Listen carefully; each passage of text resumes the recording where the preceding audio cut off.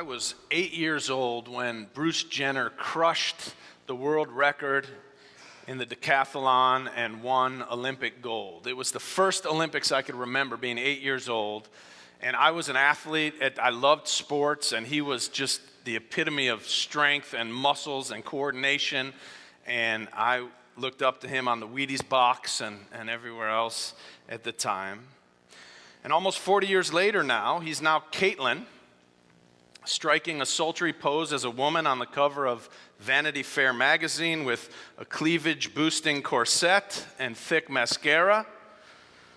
And it reminds me of how much things have changed in the last 4 decades. And I think of how I've changed over that time myself. Because as a young adult, teenager and young adult, I have to say I was a very judgmental person, particularly around gender variations of any kind. Effeminate males would have been someone who I, as a football player and wrestler, would probably tease in the locker room or in the hallways. It was not something that I was real comfortable with, and I was very judgmental as I came into seminary and learned that there were transgender folks studying for the ministry, and I was very confused and certainly very judgmental. But that changed during the course of my time in seminary because I had the opportunity to meet and work with some colleagues both at the headquarters of the Unitarian Universalist Association as well as at Harvard Divinity School. And I got to know some folks who I became very close with and who really opened my heart and opened my mind to the point where I asked one of my colleagues, Barb Greaves, who's transgender, to light the chalice to begin my ordination ceremony when I was ordained into the ministry, in part with the intention that my ordination ceremony would be reflective of the ministry that I hope to have, which would be one of inclusion of all people. So I went through quite a big change. And then years later, a group of colleagues, transgender colleagues, were starting an organization called TRUST, which is called Transgender Religious Unitarian Universalists Together, which is an organization to help support transgender religious professionals within our wider Unitarian Universalist movement. And they asked me if I would be on the founding board of that organization and support them. And I really wanted to do it. It was an incredible honor just to be asked, that they thought of me as somebody who would be a good person to support that organization. I wasn't able to at the time. There was just too much going on in my own personal life and here at the church. But I suggested that they consider creating an honorary board that would be a board where we didn't have to go to the meetings. There were 3 meetings all over the country during the year, but we wouldn't have to go to the meetings, but they could use our names on the letterhead and in other ways use our reputations to support what they're doing so that folks knew that this wasn't a marginalized group of people, but folks who are really central to our church and our tradition. And so they did that initially, and I was a part of that honorary board, and in a couple of pretty large national stages, I was asked as an honorary board member to speak out on behalf of transgender issues when it was a time when somebody who was not transgender, someone who we would call today cisgender, somebody who continues to live by the gender that they were first assigned at birth, that to bring somebody forward to speak is a stronger voice or could have a bigger impact. So as an ally, I've had the opportunity to speak out a couple of times in some large settings nationally on behalf of the transgender community and my colleagues. So sometimes it's better for somebody to, or more impactful for somebody, a cisgender person, to speak. But I thought today, in light of everything that's happening in the media, that it would be better to turn over the pulpit to someone who is transgender, who grew up in this church, who was dedicated as a baby in this church, who spoke in this pulpit on Youth Sunday back in 2001 and left an indelible mark on me and I think on the entire congregation. I will never forget when Steven stepped into this pulpit at age 17 to a packed house of this congregation, many people much, much older than he was, and I remember, I'll never forget the first line of the message, which was, have you ever been asked to check a box on a form that said male and female, and you weren't sure which box to check? And he had everybody's attention from that point forward, and until everybody was on their feet applauding the dignity and the courage and the person that was before us, the eloquence, the message, what it all meant to us. And for me, as a new minister of this congregation, to see the kind of support that this congregation gave to Steven in that moment, this young person who came up and felt comfortable enough to say everything that he said and to get the kind of response that he got, there was not a dry eye in the congregation that morning, and it was beautiful. So let that be my introduction. I'll come back after Steven says some things to share one more story with you. But with that, let me welcome Steven Leigh Williams to return to this pulpit for the first time in 14 years.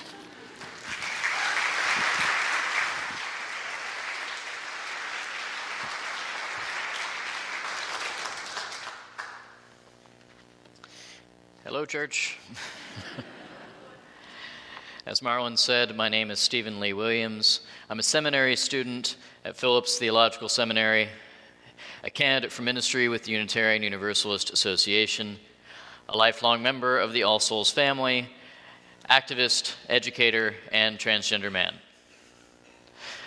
That last bit, transgender man, means that I was assigned to the female gender at birth when the delivery doctor said, "It's a girl."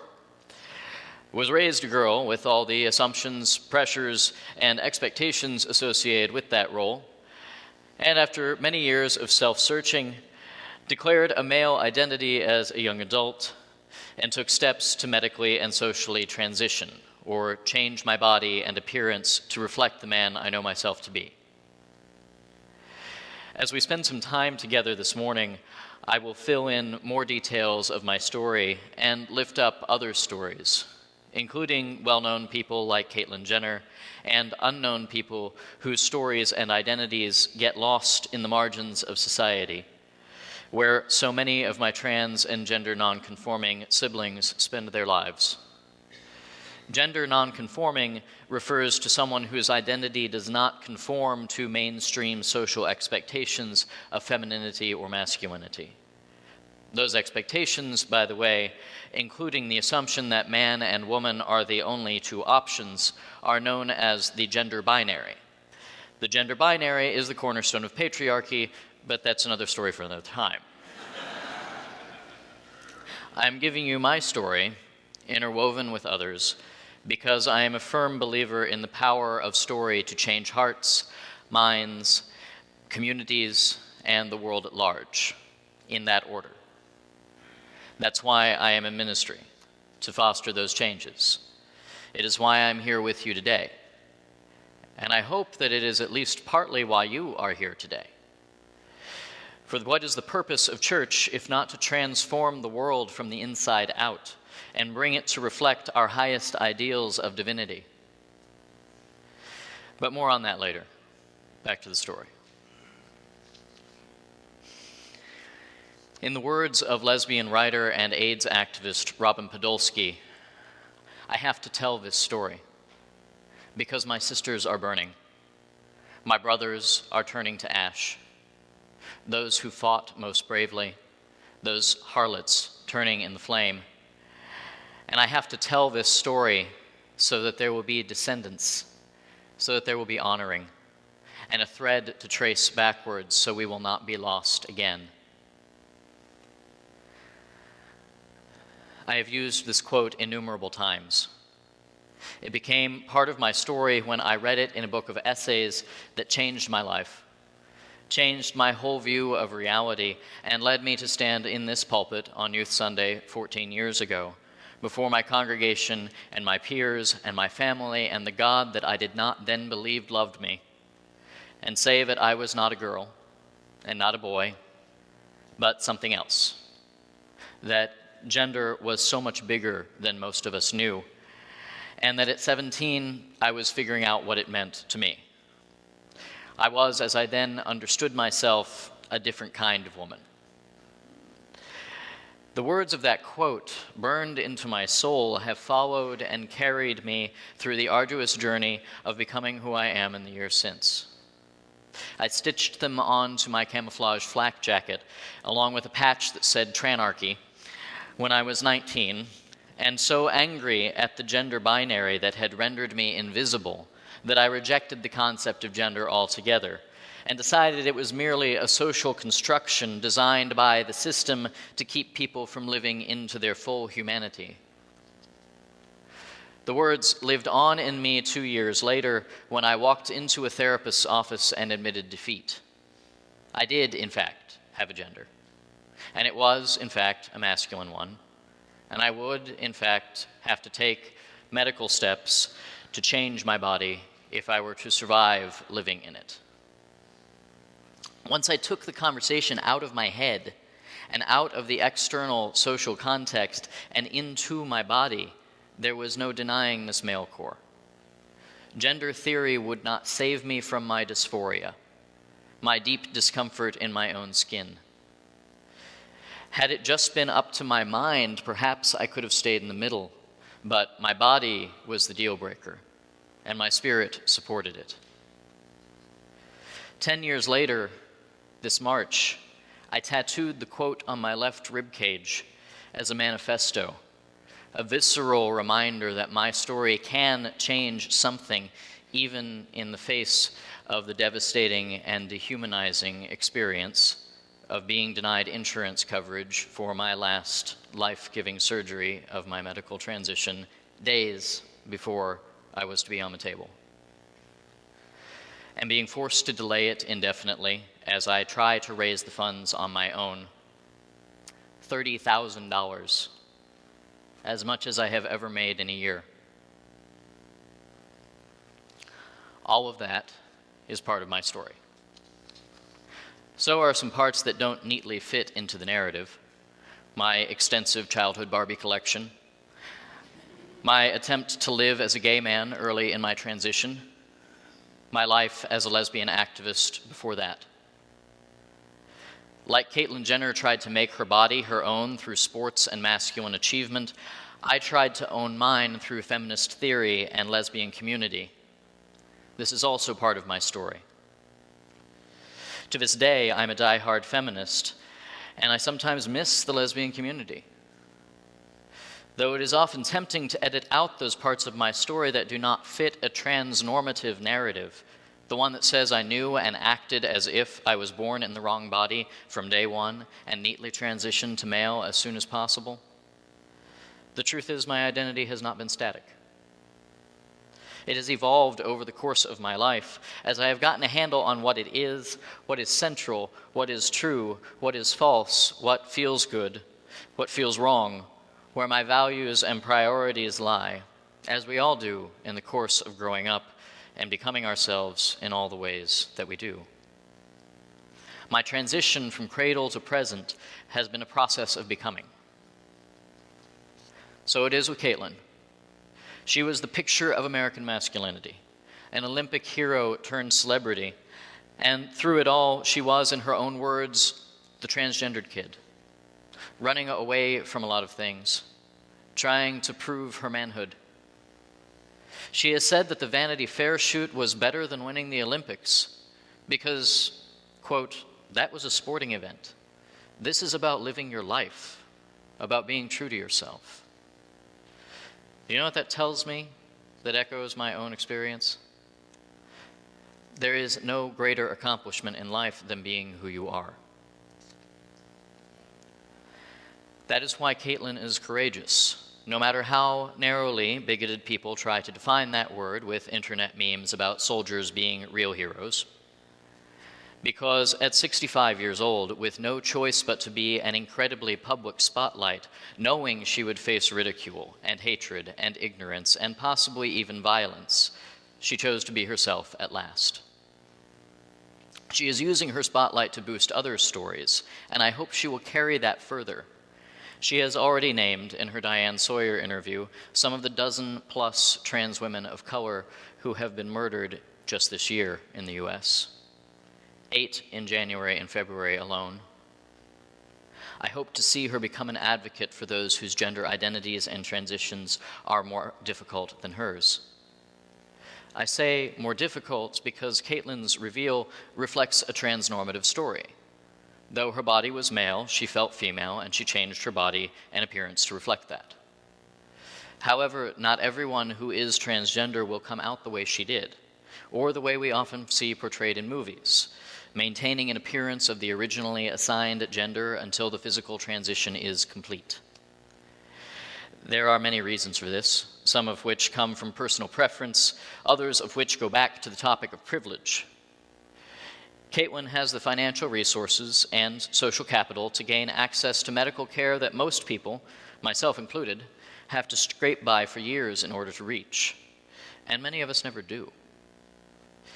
Trans people statistically have the lowest earning power of any marginalized group. Additionally, medical procedures are often risky and always astronomically expensive, and are not covered by most major health insurance, despite the fact that every medical association in the US has declared gender reassignment surgeries and hormone treatments medically necessary and life-saving. When I say life-saving, I am not exaggerating. I can give you statistics. 41% of trans and gender nonconforming people have had at least one suicide attempt. 50% of trans youth will attempt suicide before age 18. And nearly 80% have contemplated doing so. The greatest predictor that a person will defy these statistics is how much family support they have. And church, you are our kids' extended family. This is a privileged part of my story. My church, unlike most, was a safe haven for me as a queer youth. And my family has always supported and accepted me for who I am, even when they have struggled with their own grieving process around my changes. By the way, when a loved one transitions, a grieving process is normal. But please do not put it on the person transitioning. Seek outside help. This is the first of my tips on how to be a good ally to trans and gender nonconforming people, especially youth. Here are 3 others. 1, respect a person's preferred name and pronouns, no matter how slight or drastic the change may be. My given name was Stevie, which seems close enough to Steven, but it is not. It is my female name, and every time I hear it, it makes me cringe. Sometimes we will tell you to call us whatever you want because we have internalized the idea that our identity is a burden to you. It is not. Every person has the right to have their identity respected. On that note, number 2, it is not for anyone but the person in transition to decide when they are trans enough to change their name or pronouns. I had a friend, I use quotes around that very purposefully, tell me when I first came out as a trans man that he would start calling me male pronouns when I looked male to him, after the hormones took effect. For some trans people, that day will never come. Some choose not to have surgery or take hormones. Others can't for medical reasons. They are still trans enough to have their identities honored. And 3, do everything you can to make space for the full spectrum of gender identities. Notice when you are tempted to police someone else's gender, be they trans or not. When you discourage a little boy from painting his nails, or question someone's right to be in the bathroom they're in, you limit that person's humanity. This brings me to my last point. Although trans and gender nonconforming people are most drastically harmed by the gender binary, we are all trapped in it. And it limits the full expression of every person's humanity. It starts in infancy, when we gender babies' emotions. Studies show that we call baby boys mad and baby girls sad when they cry for an unknown reason. It gets much worse in early childhood. Even the most progressive parents can't protect their children from social expectations that boys will be strong, sporty, and unemotional, and girls will be weak, crafty, and emotionally fragile. We police our children's genders. We police each other's genders. As adults, women who do not fit a certain standard of beauty are not woman enough, and men who do not fit a certain standard of athleticism are not man enough. So how do we, as a people of faith, create a community and a world in which all people are encouraged to live into the fullness of their humanity and not be limited by our society's crushing assumptions about gender? We live our faith by becoming good allies and making space for people of all gender identities and expressions to experience a love beyond belief. This starts from within. If you are cisgender, i.e. not trans, I challenge you to look at your own experience and find where you can empathize with trans and gender nonconforming people's experiences. You may never know what it feels like to have your body utterly betray you at puberty, like mine did, but you can empathize with where I was shamed for not fitting into the F box as a child and a teenager. No one among us can say that we've ever fit perfectly in the box assigned us. Find out what gender is to you. Question the authority that has told you which boxes are available and what they must contain. And please, tell your story. When you leave this place, as you shuffle out of the pews and through the receiving line, tell each other of the times you didn't fit in your box. Listen deeply to the stories you think you cannot relate with, and find where you can. There is power in the story. The story liberates. The story transforms us and those around us and our relationships and our world, which is the vital work of this and every faith community founded in love. The story joins with other stories and amplifies voices that have previously gone unheard or been violently silenced. Tell your story and listen to those voices so they will not be lost again. Thank you.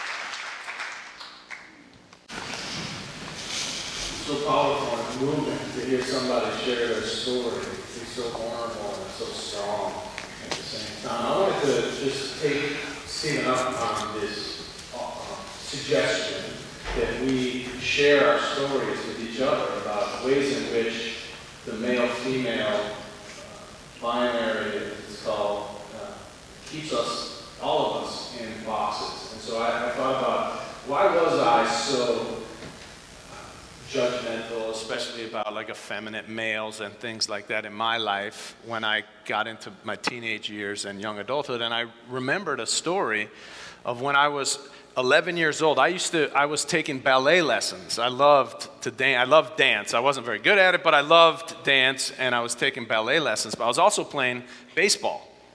And so one Saturday, I had a ballet lesson, and then I had a baseball game.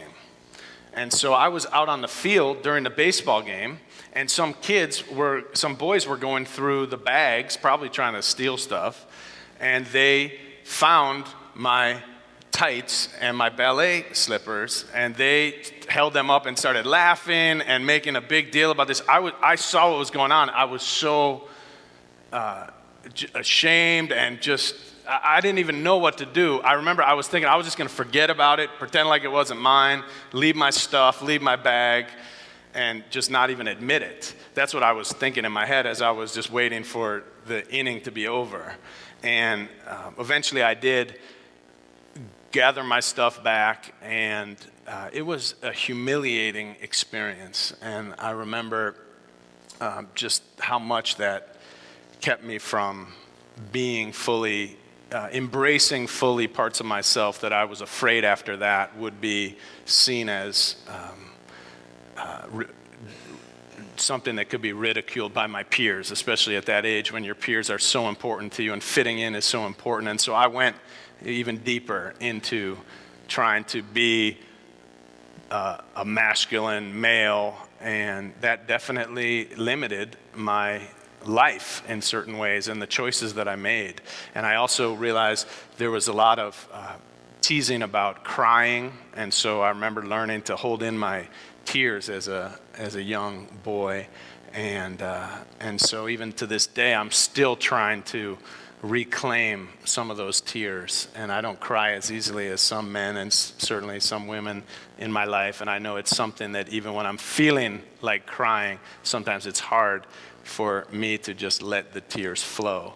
And those are things that I know have really had a real impact on my emotional life and my personal life and my relationships. And so it is true what Steven's saying, even for those of us who are not transgender or do fit more neatly into these boxes, there's still many ways in which our gender norms do limit us, and it's just ways that our culture limits us, right? Women have been limited by a patriarchal culture for centuries, ways in which women were told what they can do or can't do, what schools they could go to, what jobs they could have, what toys they could play with. African Americans certainly were limited for long periods of time, still to this day, in terms of jobs and other kinds of expectations. So all of these ways in which our culture limits us are things that I believe we are called as religious people to try to change and to try to use our church as a place, as a laboratory, if you will, as an experiment to allow people to be fully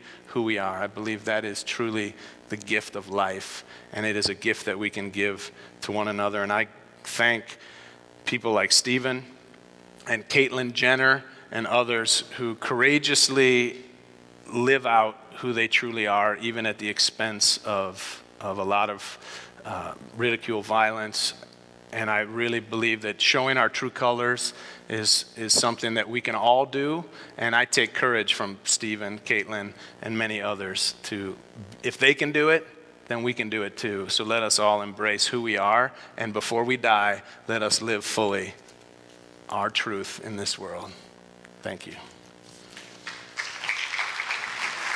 I see your true colors shining through.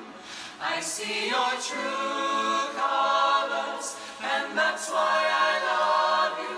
So don't be afraid. Thanks for tuning in online. We are so pleased with all the different people who have been tuning in from all over the country and all over the world to our ministry and what we're doing at All Souls here in Tulsa.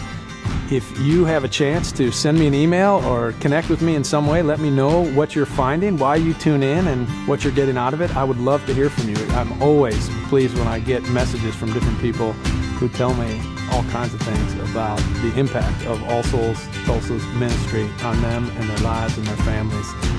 And if you get a chance to make a gift to support this ministry, to become a partner, we would love to partner with you and have you be a friend of the church and somebody who is actually supporting us to create this congregation and the world that we're trying to create together. You can be a part of it, and every gift of every amount makes a difference. We really appreciate your support.